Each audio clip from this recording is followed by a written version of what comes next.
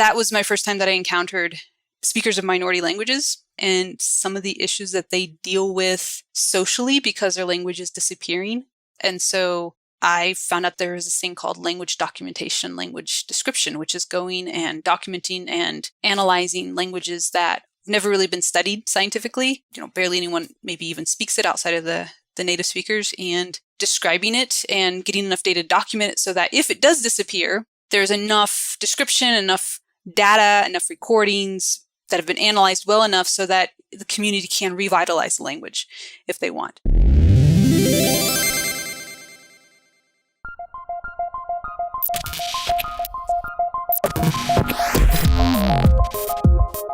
Welcome to Practical AI, a weekly podcast making artificial intelligence practical, productive, and accessible to everyone.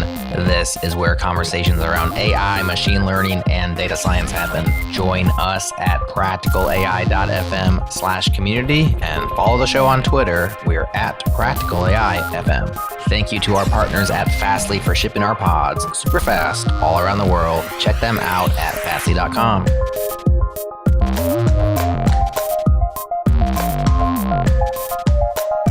Welcome to another episode of Practical AI. This is Daniel Whitenack. I'm a data scientist with SIL International. And I'm joined as always by my co-host, Chris Benson, who is a tech strategist at Lockheed Martin. How you doing, Chris? Doing very well, Daniel. It's a beautiful spring day here in the Atlanta area. So we're going to get to talk about some pretty cool stuff today, aren't we? Beautiful as in like crushing heat? Or that's what I think of when I think of Atlanta. Let me put it this way. It will get much worse. It's not so bad right now. So give it July, August, early September, and it's a lot hotter at that point. So right now we're very optimistic. Okay. Okay, good.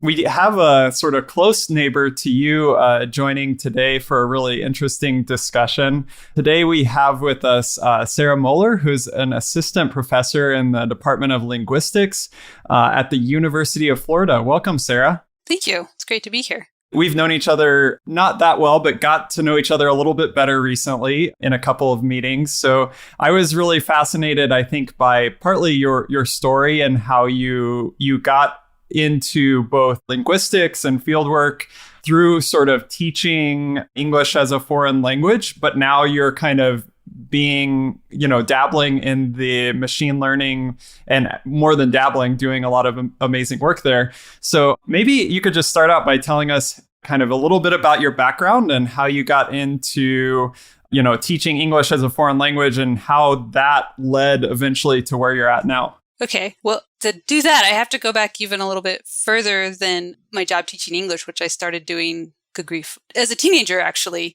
And I started doing that because my family, I'd grown up in the American Midwest, so Iowa, and then mostly in St. Louis, Missouri, which is where most of my family's from, Missouri, Arkansas area.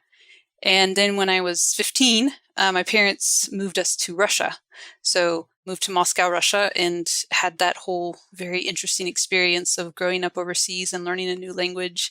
And that's where I started teaching English, and then just kind of falling in love with the country and the culture, and all my friends were there. And so I went back and taught English. And I kind of had this idea that I would teach English, maybe eventually someday I'd come back to America and teach Russian. So I decided to go get some education to teach languages, and I went to Moscow State University and started a master's degree, which I wasn't able to finish, but that was where I got introduced to linguistics, was at Moscow State University. And a few years later, after teaching English, realized I don't really like teaching languages.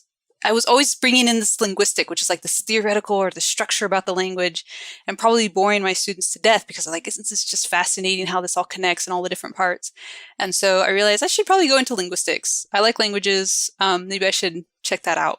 So I thought about that for a little while. And then as I was making that decision, I also ended up working 2 summers in Siberia as a translator at some English camps. Well, some camps for underprivileged children that would have Americans come over. So English, which is a good job skill for people pretty much all over the world.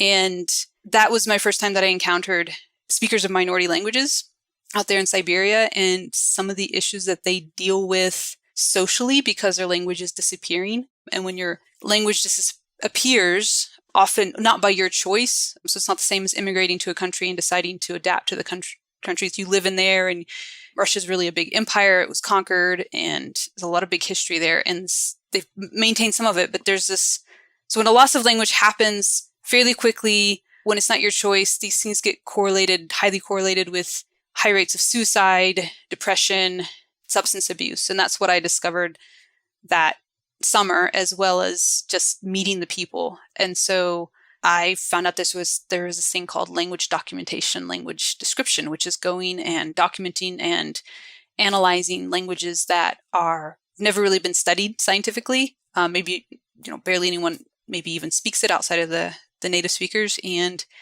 describing it and getting enough data to document it so that if it does disappear, so this has happened for a lot of Native American languages in the US, there's enough description, enough data, enough recordings that have been analyzed well enough so that the community can revitalize the language if they want. Yeah. Could I ask you a quick question there? You started it as you were talking about that experience in Siberia, and then as you moved into the Native American thing, I'm wondering, as that process of a language disappearing is happening, like it's in process, what does that do for the folks who are living that, who maybe started in that language and their language is disappearing? I would guess it dramatically impacts identity. And I'm just, as someone who is not familiar with that, I'm curious what that is like for a real person experiencing that in real time.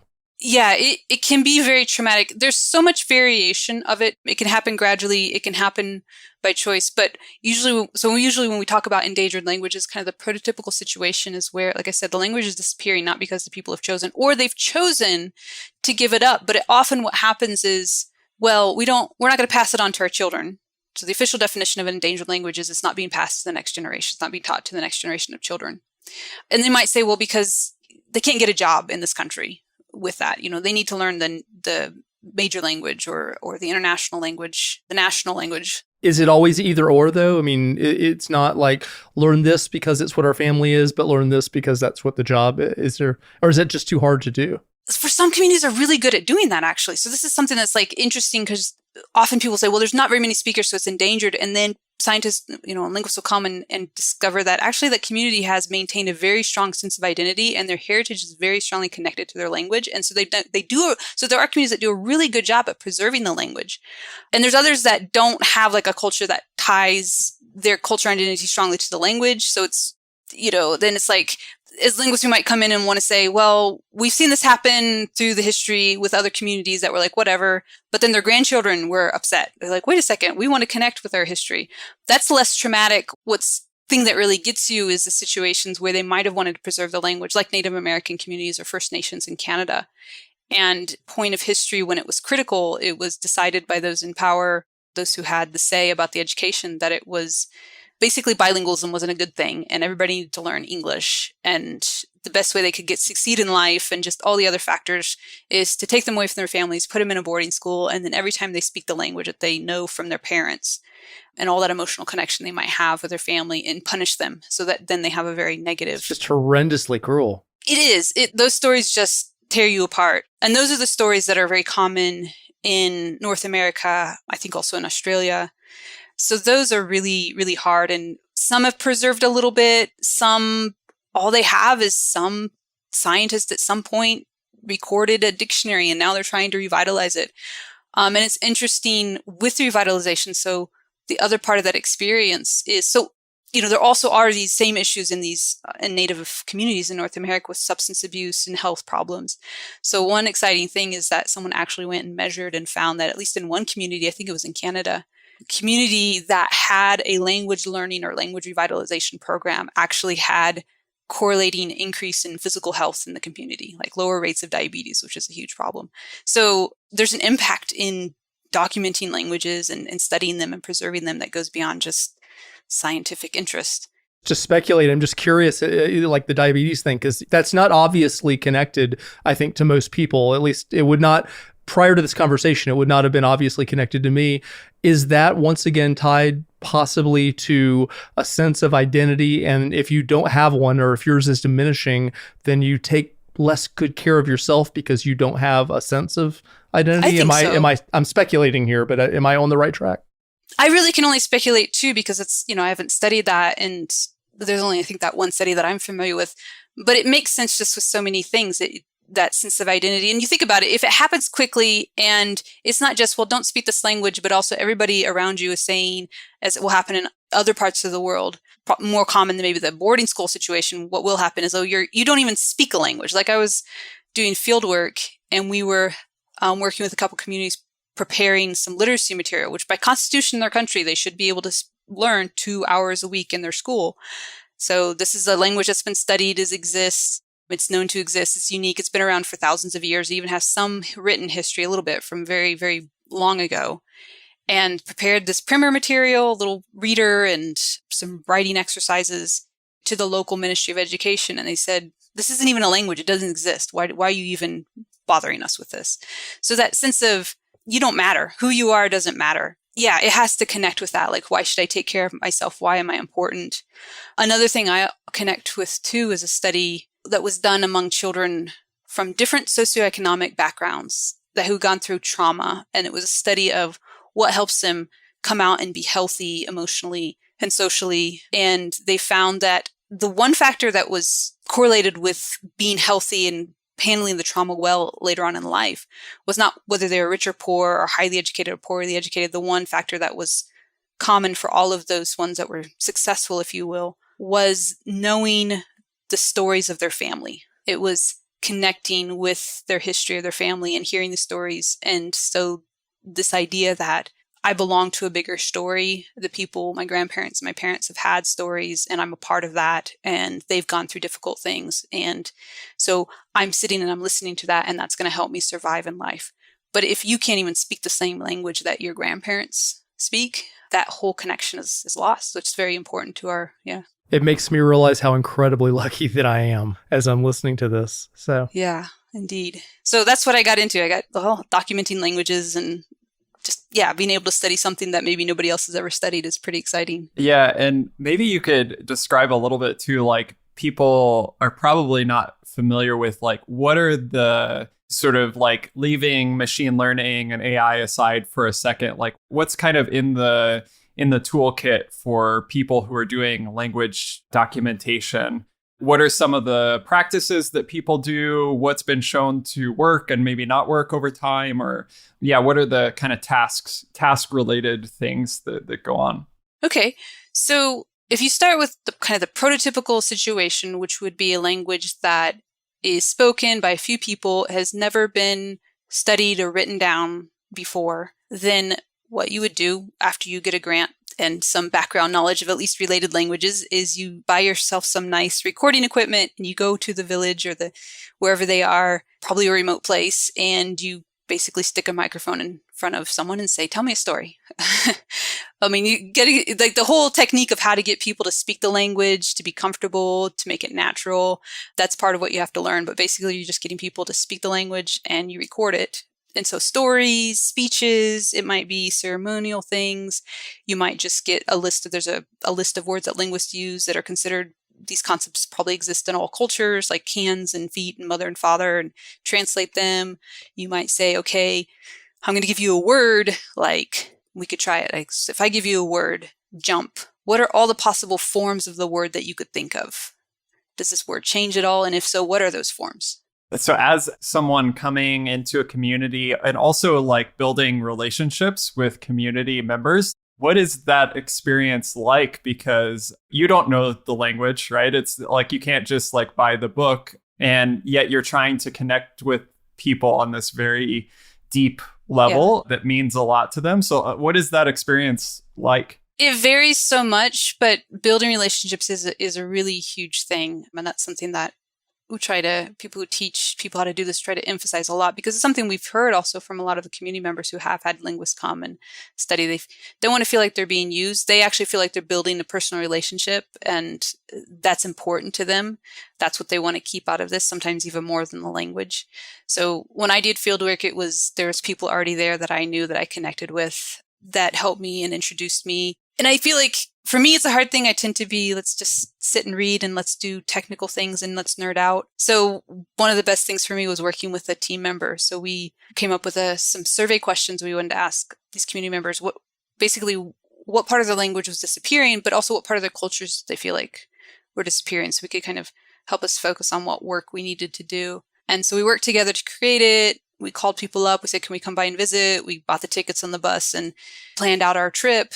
And we'd go into the people, kind of let them know. We'd go, they'd feed us tea, we'd sit and talk. And then usually the oldest male in the house would say, okay, we hear you have some questions. So, okay, these people are here and I've invited this school teacher. So now we'll sit and talk and we'll do business. And so my friend would ask the questions and he would just have a conversation, just kind of what we're doing right now. And I would note down what they were saying and then we'd finish up. And that usually would lead to all sorts of conversations. So we just have a conversation on that in that case, make it really natural and then wrap up and say our goodbyes and head on to the next village.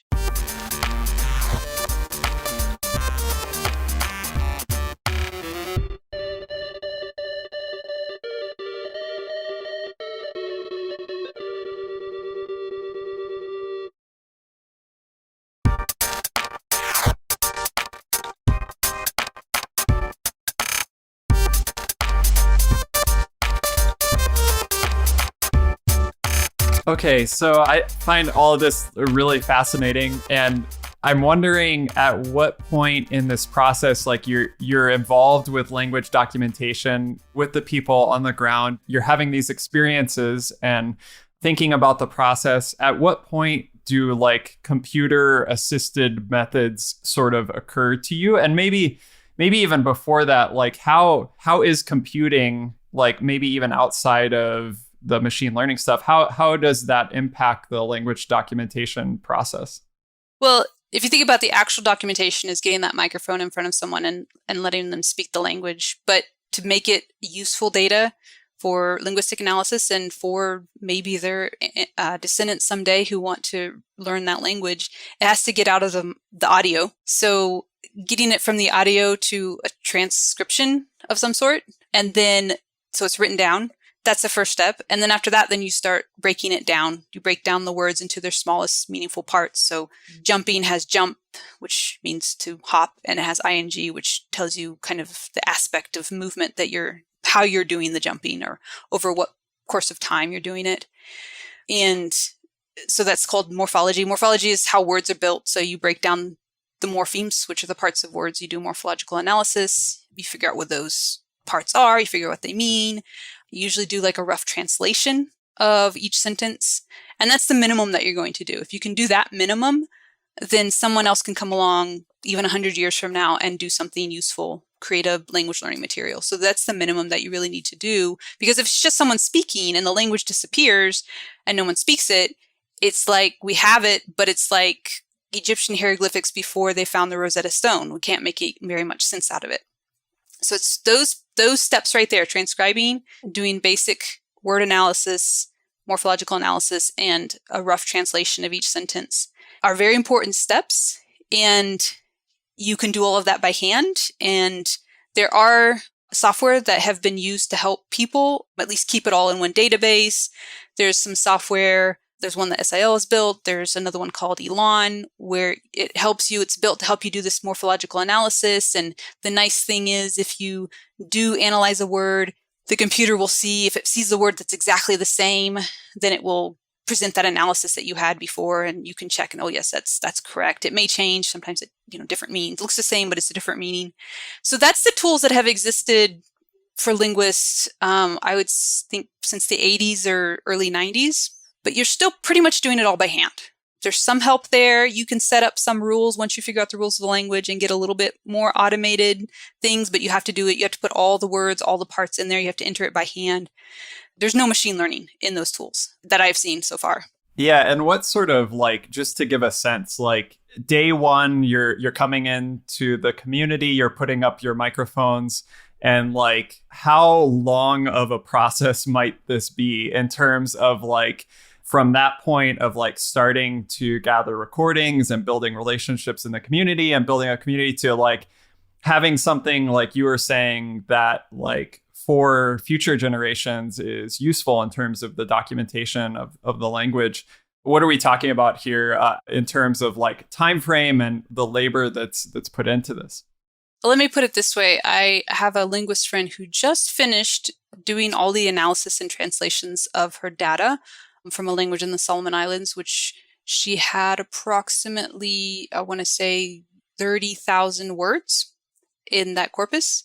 And so she just finished analyzing and translating all of it so that she could retire, because she's been working on that for 20 to 30 years now. Wow. Yeah. I got to ask, like, if you're thinking about that level of investment, how many target languages in that, that are in that state might need that level of investment to get to that point? What are we talking about? What's the multiple look like? Think about, there's approximately 7,000 languages in the world. There's probably more because we still don't know how many sign languages are in the world, but roughly 7,000. And it's estimated that of those 7,000, anywhere from 30 to 90% of them are in danger of disappearing by the end of this century. I think the best estimate is around 40%. So we need more linguists, it sounds like. We need a lot more linguists. Really fast. We need really fast. And, the point is, okay, it took decades to get all of that data processed. However, the other side of that is to get enough data where you can understand the language and write a big, thick grammar that describes how it works and pretty much figure out, 90% of it. That might only take you a couple of years. And you could use like 10 text, maybe 3,000 words to be able to get to that point, plus some extra stuff. You might need to make an extra trip back after a couple of years to get the final little pieces together. But that means for the communities and for future research further deeper in the language, you may have collected in a 3-month trip or 3-week trip, even depending on how fast people speak, 30,000 words. Getting 2,000, 3,000 might take you 2 years, but getting that last bit is a lot more. And that's a huge bottleneck. Let me ask you another question, and kind of before we're really getting into the machine learning stuff and all. If you're looking at different languages and you've been doing this, you have linguists that are going through this process and they're building that, that body of understanding around each language. Is there a point where even if you were to go to the next language, and let's say that language was not terribly similar to some of the ones you've done before, is there anything that you can carry through to make that more efficient in terms of that timeline? Assuming that certain sounds are not the same and things like that. So it kind of has its own characteristics. Is there enough alike in the process of doing that where you can look at a dissimilar language and kind of accelerate the understanding of that? Is that possible, or is that not? Oh yeah, if you've studied a similar language, and if it's quite similar in some languages, that line between dialect and language is quite fuzzy, so it could be very similar. Yeah. You're going to be a lot faster. You'll probably know, instead of maybe having to take a 3-week and realize, wow, I only got 50% of what I needed because I didn't know what I was looking for, I'm going to have to plan another trip. You could probably get absolutely everything you need, say maybe in a 3-week trip, and because you would know, okay, it's similar enough. I know what the difficulties. I'm going to know what's complicated about this language. Yeah, you can get to figure out how the language works and write a grammar. I think that definitely would speed you up, but it still doesn't help you do the actual annotation of the data of people talking, gotcha. Which might. So there's this thing where you can create a linguistic description, which traditionally is what linguists did, and then they realize that languages are disappearing. Wow, this isn't enough. We need to really focus on this primary data. We need to annotate and have all the information so that it's there kind of in the 100 years view. If it's disappeared and there's no speaker, do we have enough to keep studying it and let the community revitalize it? Going back and recognizing the trust factor in building those relationships, but recognizing you also gave us a deadline a moment ago in terms of by the end of the century, X number of languages are lost forever, and there's only so many linguists doing this. So is there any opportunity for automatic recording of the life of people in a particular area that are speaking a language, where you basically put in the technology, it has a microphone, it may not record the specific words that you were looking for, but it records enough of day-to-day life to where that at least is getting those words into a library of some sort? Yeah, there's a linguist, Stephen Bird, he's built a mobile app actually called Ikuma, with this idea of people being able to speak into it on phones, even and it's cheap phones where they don't have electricity, but they can charge the phones and record and even do translations of it and do it everything orally. They can speak. So just get natural speech, and then someone else can come along. You train them and say, okay, now take that very natural speech, like I'm kind of talking pretty fast right now, and you re-speak it very slowly, very carefully. That helps us figure out what are the actual sounds in the language, and then translate it into English or whatever language is a language of wider communication. So yeah, there are people that are working on that. So going back to kind of that trust and relationship factor, one of the things I love about working with linguistics that you don't always get with you don't get with technology per se, is that people are unpredictable and cultures are unpredictable. So in one culture, it may be, oh yeah, phones, we get that. Okay, yeah. Oh, and yeah, we get our language is disappearing. That's important to us. Okay, yeah, give it to us and we'll do it. They're motivated. Other cultures are like, technology, kind of scary to put my talking to a microphone. Or yeah, technology I'm okay with, but why do I care about my language? Like, it's just not important. And then there's factors like communities in Australia, in the southwest of the US, where there's like religious and cultural taboos about listening to someone or hearing their voice or seeing their picture after they're dead. So then you have all this data, but then what do you do with it? How do you deal with that? So the fun thing and the challenging thing is you can come up with some solutions, but you can't necessarily predict unless you have those relationships and you understand the culture, how or whether they're going to work and be accepted by the community. Yeah. And maybe that leads sort of naturally into kind of the computer assisted type of methods that we've kind of been alluding to. But how in your journey, while you're kind of learning about this, you're participating in language documentation, you're involved in academia, at what point do you sort of start to think more about the way in which a computer might augment or assist this process? And when does kind of the light bulb turn on that like maybe more is possible, I guess? So after I came back to the States to get a master's degree, and I focused on these very things that we were talking about, documenting and describing endangered languages. And then after I finished my master's degree, lo and behold, I had debt to pay off. So I needed a job. And it's not that easy to get a job as a linguist. There really aren't that many jobs unless you're going to teach English or work in the military or for the government. Work for certain agencies. Yeah. Yes, exactly. Except that a friend of mine found a job and then kind of posted to me a job posting for a company called Language Computer Corporation. So it was an NLP company, and they needed annotators to, I don't remember what we're doing. We're creating some sort of grammatical templates.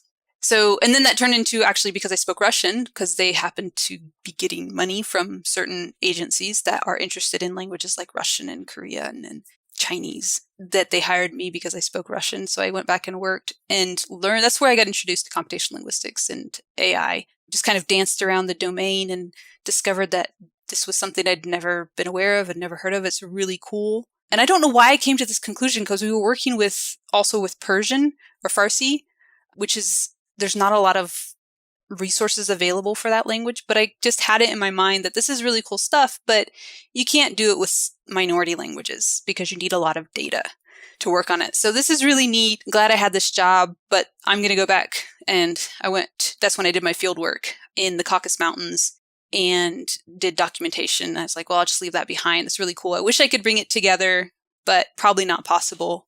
And it was when I was on the field working with the software different things that we were working on, transcribing a little bit, translating a little bit, doing some linguistic analysis like word analysis a little bit, working with the metadata of this data. And I'm like working with the software that were available. And it just kind of those 2.5 years I'd worked in that company just kept on coming back to me. Like, there's something missing here. We're missing here. We've got to be able to do this faster. The computers can do something here. There's a gap that's missing. And that's what pushed me to doing computational linguistics. There is an untapped gap that linguists just don't seem to be aware of. And I know I wasn't aware of, between documentary and descriptive linguistics or general linguistics and computational linguistics or NLP. It's a huge gap. It's like a chasm, and we need to build bridges. And I kept on trying to convince my friends who were thinking about going back to graduate school, who'd done linguistics, like, you should do this. You should do this. You know some programming. You should do this. Couldn't convince anybody until one day I was thinking about it. I was like, this needs to be done. Someone's got to do it. And it was like a voice said, well, Sarah, why don't you do it? That's when I was like, I'd already gotten down to like my list of schools I was going to apply to for a PhD to do documentary linguistics. I was going to write a grammar of one of these languages. I had to throw it all out and start over again and find schools that actually had a program, a PhD program that was interested in endangered languages and computational linguistics, which at that time in particular was actually not easy to find.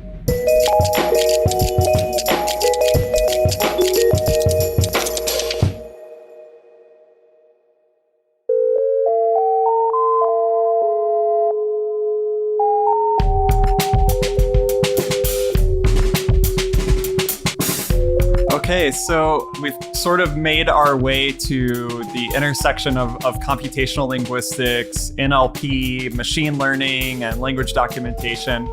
You know, you've mentioned a few things that maybe listeners are aware of as NLP or AI tasks, like transcription or like speech to text, or like maybe people are familiar with sort of named entity recognition of finding like pieces, certain entities within text. Maybe not so much, people might not be as familiar with morphological analysis, but you've kind of talked through this process of transcribing and translating text. As someone kind of interested in this intersection, like where do you begin? Where at the time that you started, where was the real opportunity in terms of like, next steps towards computers assisting in this process, and kind of what are the main tasks maybe that are you see as greenfield now? Well, the first thing for me was to learn how to program. So the problem that was getting at me was this bottleneck of we have all this data recorded of people speaking, and what so often happens because you can get a certain amount done. You're motivated, linguists are motivated to get a certain amount done, annotated, transcribed, annotated, translated to, do their dissertation or to describe the language. So it's there. But then you have, another 50, 3,000 that are done. You have another 30,000 that hasn't been done. It's just sitting there. Maybe it's transcribed at most. Maybe it's translated. Those things can be relatively quick compared to doing linguistic analysis, but they're just there. And so all this data, first of all, it's not available for the communities for that purpose of revitalization someday, or learning, or having their stories recorded for their grandchildren, even if they don't speak the language. But also this need for data in machine learning, right? And machine learning and like deep learning is supervised. So you need annotation. There's only so much you can do with unsupervised. So there's two things. If we can annotate this data, if we can get this basic analysis done, basic translation done, then we can train models on these languages to do more. And the morphological analysis is important, that breaking down into word parts. The reason you don't hear about as much in NLP is because mostly work is done in English, European languages, Mandarin Chinese maybe. And Mandarin Chinese and English in particular are what we call morphologically simple languages. Words are very short and you don't add much to it. You add a plural to it, you add a past tense, not much more. I mean, you can have these long words like transubstantiation, and those mostly come from Latin or borrowed from another language. But a lot of languages in the world are much more complex than that. And a lot of the endangered languages in the world are much more complex. So Arapaho, which is a Native American language that I've worked on, basically almost every word is equivalent to an English sentence. And it's all combined together in a complicated way. So each one is it's not like you can't necessarily, you think, well, there are meaningful parts, but making the division between those meaningful parts, it's just so combined in such a complicated way that you really kind of have to view it as one word. So morphological analysis becomes pretty important. So I wanted to break that bottleneck because that's a huge bottleneck, doing that all by hand, transcribing, morphological analysis, translation. And I was particularly interested in the morphological analysis. So that was what I wanted to get into. Can we teach the computer for these complicated languages to figure out what are the parts of a word and do it automatically? First of all, to break that bottleneck, to finish annotating these words so that then we could have more training data for NLP. But there's a second part there of discovery, because if it can learn for what the human has done from the annotated data, it can learn, but then it's going to run into something that it hasn't seen before, and it's very different, and it will get very confused. And so those are the things then that we could help linguists focus on. It's a discovery process. Wow, the computer hasn't seen this. So the really interesting things about a language are usually things that you don't see very often, and they're out of, not repeated. You're not going to get those statistical models to really see them enough to learn them. So they get surprised, as it were. The models are surprised. And so then we can direct the linguist's attention to those things that might take them a really long time to discover if they're doing it by hand. And have that ability to discover more interesting, unique things about human language. So is this like really an intersection of this kind of whole field of like active learning is probably like a term that like people might use where like, or human in the loop type of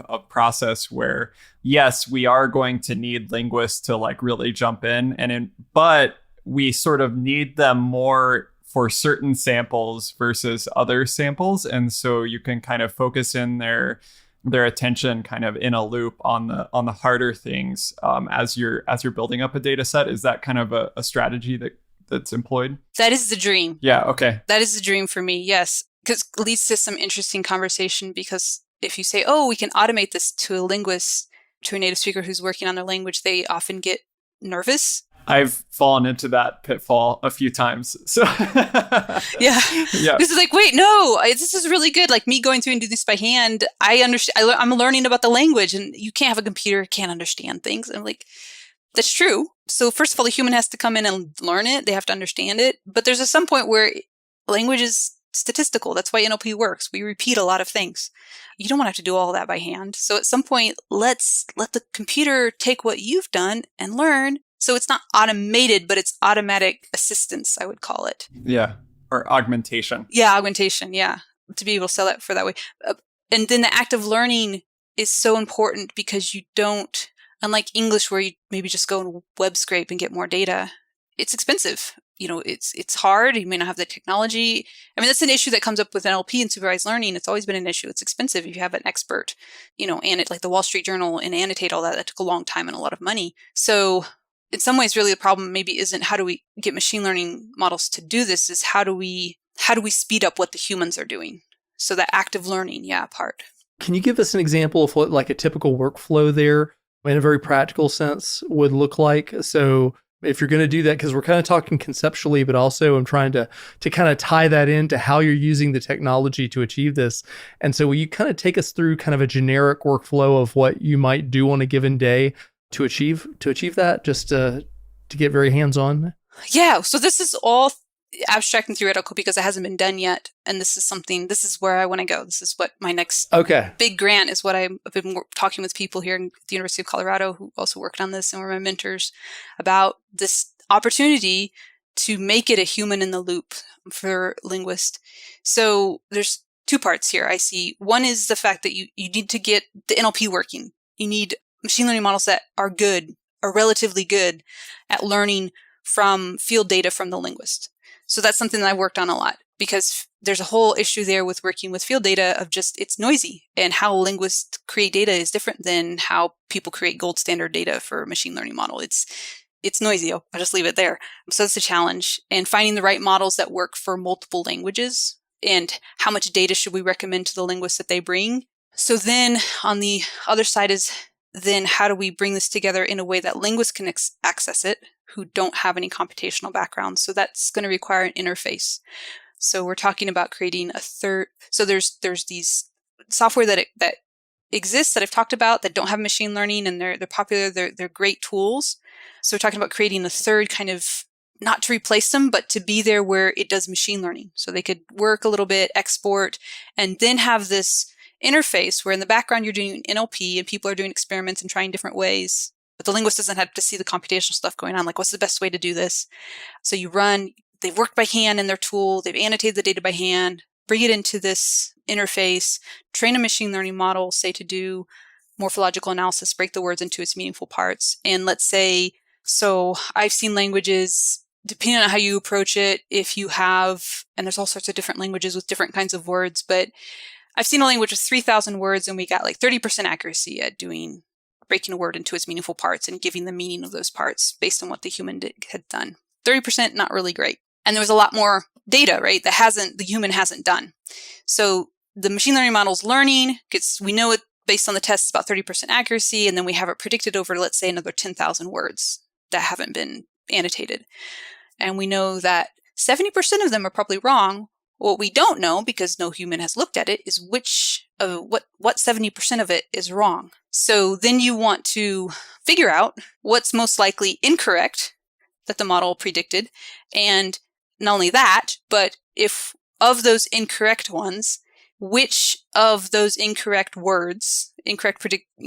words, if they were corrected, would be most helpful for the model to learn the patterns and become better, like reach a higher accuracy more quickly. So instead of having to do another 1,000 words, can we find 100 words that if the human corrected those, the model would suddenly jump from 30%, let's say, to 40 or maybe even 50% if we did a really good job. So 3,000 words to get to 30%, but only 100 to say get to 40%. So that challenge right there is some things I'm looking at right now. You can choose randomly. You can choose, we have a colleague of mine who figured out that if you look at the probability confidence score on the predictions of the machine learning model, that's better than choosing randomly. So one thing I'm trying to do is incorporate some linguistic knowledge into that. So, okay, low confidence, but if you have a bunch of narratives, for example, you probably, at least in English, you'd end up with a lot of past tense verbs. So you'd see a lot of that, and you'd learn pretty quickly probably that ED needs to be separated out and labeled past.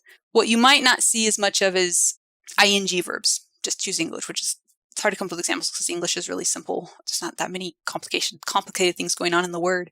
But let's say you don't have very many ing examples in those stories. So one thing we're trying to figure out, okay, we're hypothesizing if you don't have a lot of ing examples, then probably it's not going to do as good at analyzing words with ing and recognizing that sometimes ing is part of verb. Sometimes it's like a word like sing. You don't want to separate it out. So if that turns out to be true, which is our hypothesis, then we could combine these things. We could choose out of those 70%, of those 10,000 words, the lowest confidence, 100 low confidence scored words, but also make sure that they're distributed so that you have more ing examples, for example, so that the model is learning from these incorrect examples, but it's learning in a way that's going to strengthen its weaknesses more effectively.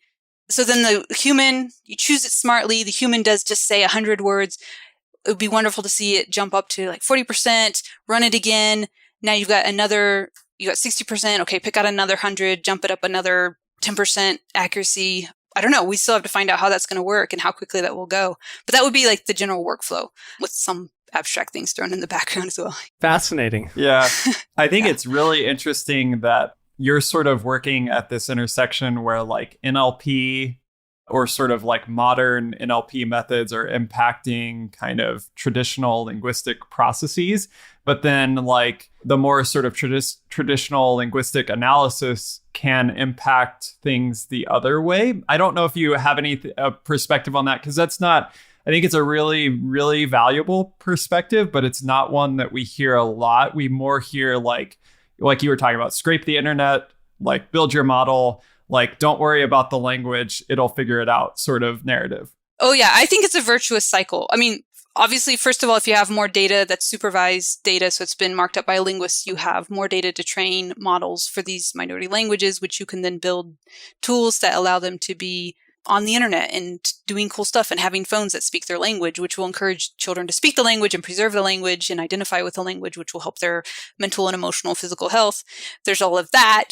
There's all sorts of things where this is a virtuous cycle. So providing more data so that you have enough training data to train some models, say, I don't know, Google Translate, say, for example. I don't know what model, if they use one model or multiple models, but let's say it's one model. The more languages you have, I feel like that's going to be more helpful for knowing what is a good model that can learn from multiple languages. It's a multilingual model.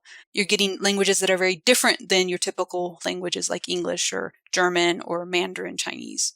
These are very different languages. So you are going to be challenged and your models are going to be challenged in a new way. The other thing is that maybe even outside of the virtuous cycle, kind of a separate thing is these techniques that we're looking at of how do you improve NLP models and techniques for low resource languages can work in any or could be applicable to any low resource context. So even with English, sure, we've got a lot of data, but if you switch to a certain genre, so I remember hearing a researcher who was at Columbia University who was working on Twitter posts by identified gang members and trying to do NLP for law enforcement to figure out what they were talking about for helpful and good reasons, we hope, and trying to figure out their slang, their use of emoticons. That's a low resource context. So these techniques that we're figuring out for low resource languages can be used to apply even for high resource languages, but in certain genres or contexts where there's not a lot of data. It's very specialized I just want to say, because my wife will shoot me if I don't bring this up, since you mentioned the gang thing, she is English, and for fun, we will have Cockney rhyming slang in here. And so we need to figure that one out as we go. We need to figure that one out. Well, there you go. If we're going to do the gang slang, then we got to do Cockney rhyming as well. So if I didn't say that, she'd say, why didn't you bring that up? And I'd be in trouble. It's great. I think you could probably teach an NLP model to create its own Cockney rhyming and then that would be pretty cool. Trick the speakers. Yeah, I mean, I guess as you're kind of looking towards the future and you are interacting at this intersection between linguistics and AI, like what are those things that like make you really excited about that future in terms of the possibilities? And like, you know, maybe you see momentum that's starting to build now that, you know, you hope will continue. Like, what are those things that really make you excited as you look towards the future? I mean, I'm excited about what I do, and I'm excited about the linguistics, but I also get excited on things that aren't directly connected to what I do, but are hopefully consequences or byproducts. So I get excited seeing humanities and linguistics students who now have programming skills, which puts them in a much better position in the job market. I know what a difference it made for me and my prospects. I get excited for people out there, hobbyists, community members, probably people at hackathons. I hope there's more who are building useful technology for minority communities, for them to use their language, to learn their language, or just things that are in their language, just to build that sense of identity and pride and value that they have, I believe, just because they are people God created.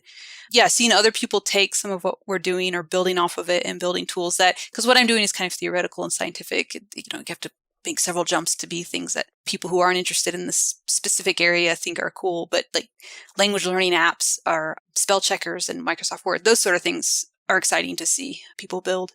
And for momentum, so the momentum, when I first started in this area, there wasn't very much work being done on computational morphology. It was starting because most of the work had been done in English and, again, Mandarin or European languages, which are not complex morphology. They're fairly simple.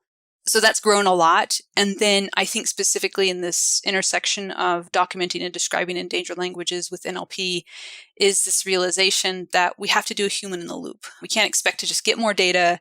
We also can't expect to there's a lot of cool techniques about how to augment data, how to hallucinate data in interesting ways that does actually help the models, but they only go so far. So this realization that we do have to build some way to bring the linguist, hopefully the native speakers, back into the loop, that's the best way to go and bring that to some sort of, to bring it to a place where they are involved and there are interfaces. And it is, so the flip side of that is it becomes accessible to them. Those tools, the NLP stuff doesn't remain in the computer science departments or in the big companies, but it becomes something that's accessible to speakers and workers in minority communities. That's really exciting for me to see.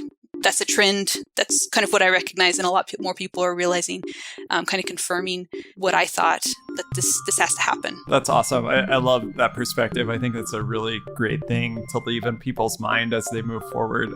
And I think you probably convinced Chris to become a linguist at this point. I'm right there. I'm excited about this. Yay. But yeah, thank you so much for joining us, Sarah. Really appreciate your perspective and your work. Thank you so much for having me and letting me nerd out a little bit on languages and computers. It was fun. Thank you.